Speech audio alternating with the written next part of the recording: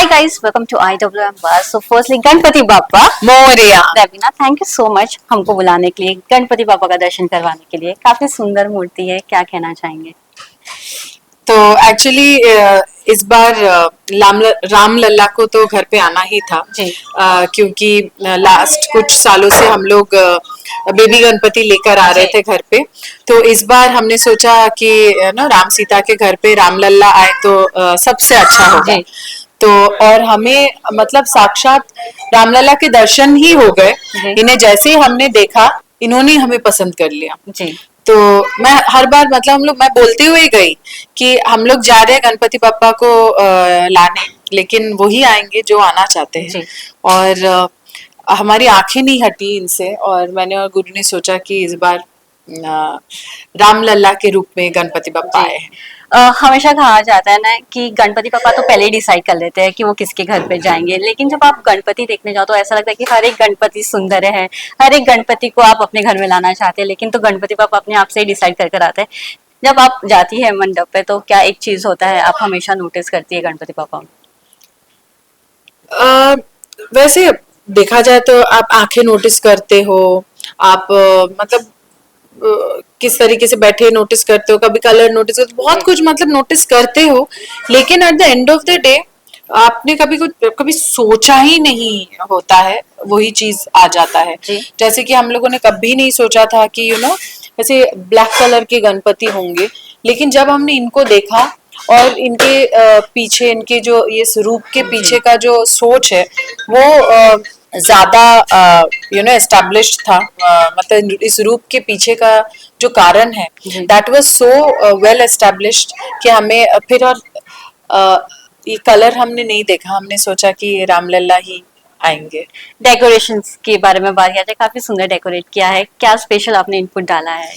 Special input यही है कि ये वाइट वाइट है, और रामलला का जो मूर्ति है एक्चुअली आप वो देखेंगे तो आजू बाजू मार्बल के ऐसे स्तंभ है। तो ऐसे घर पे हम लोग मार्बल तो नहीं लगा पाए, तो इसीलिए वाइट कलर का डेकोरेशन किया, ताकि थोड़ा सा लगे कि एक्चुअली आप जब देखेंगे तो ऐसा लगे कि मतलब ये वहीं पे खड़े हैं। जी। क्या स्पेशल आप हमेशा बनाती है गणपति पापा के लिए? हर साल घर पे बनता है खिचड़ी और पत्ता गोभी की सब्जी, मतलब कोई से भी सब्जी, लेकिन इस बार खिचड़ी है कांस्टेंट। और सब लोग आते हैं जाते टाइम मतलब खाना खा के जाते हैं। मिठाई खा खा के लोग थोड़े से थोड़ा मुंह मीठा मीठा हो जाता है, ज्यादा ही मीठा हो जाता है, और हेल्थ कॉन्शियस भी हो चुके हैं लोग। तो मीठा खाते खाते जब यहाँ पे आते हैं ना लोग, आफ्टरनून का टाइम एक सेट करके आते हैं, क्योंकि इतने सालों में पता चल गया कि यहाँ पे बैठ के खाना खा सकते हैं, सिर्फ मिठाई नहीं। तो आते हैं और फिर बोलते नहीं मिठाई नहीं, तो सिर्फ खिचड़ी विचड़ी खाते हैं। लेकिन इस साल मैंने घर पे स्टीम्ड मोदक बनाया, उखड़ी चाल मोदक। हाँ। तो मुझे इसके बारे में मतलब सोचा था कभी बनाऊंगी, लेकिन कभी मैंने वो एफर्ट नहीं लिया। इस बार बच्चों के लिए मैंने सोचा कि कुछ अलग किया जाए, क्योंकि उन लोग को अच्छा लगता है जब घर पे बहुत at the end of the day बहुत मिठाई हो जाती है घर पे, तो बच्चों को भी मन करता है कि मिठाई में हाथ डाल दे, कुछ खा ले। तो इसीलिए मैंने पहले से ही ये मिठाई कल रात को बनाया, और वो मोल्ड खरीद के उसके अंदर ऐसे ऐसे करके उंगली से चिपका के अंदर कोकोनट का फिलिंग डाल के, और इट वाज रियली इजी। सो हमारी जो एक हेल्प है तो वो महाराष्ट्रियन है, और उनको जैसे मैंने बोला कि मुझे ये बनाना है, मतलब उनको नहीं बोला था, मैं ऐसे लाउडली सोच रही थी कि ये ढांचा लाती हूँ, ये कोकोनट है ना वो बनाते हैं, ऐसे करके मैं लाउडली बस सोच रही थी।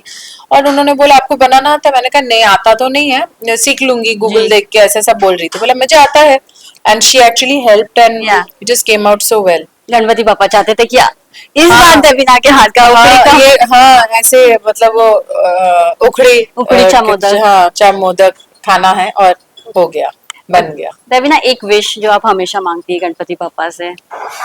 यही कि अभी तो ऐसा लगता है सब बस स्वस्थ रहे, क्योंकि सबसे पहले हेल्थ, उसके बाद सब कुछ फॉलो करता है। आप अगर स्वस्थ हो ना, आप अच्छे से काम वाम कर सकते हो, आप सही ढंग से सोच सकते हो, आप कैसे आपके रिलेशंस अच्छे रहेंगे। नहीं तो हेल्थ सही नहीं होता ना, सबसे मतलब दुनिया खराब हो जाती है।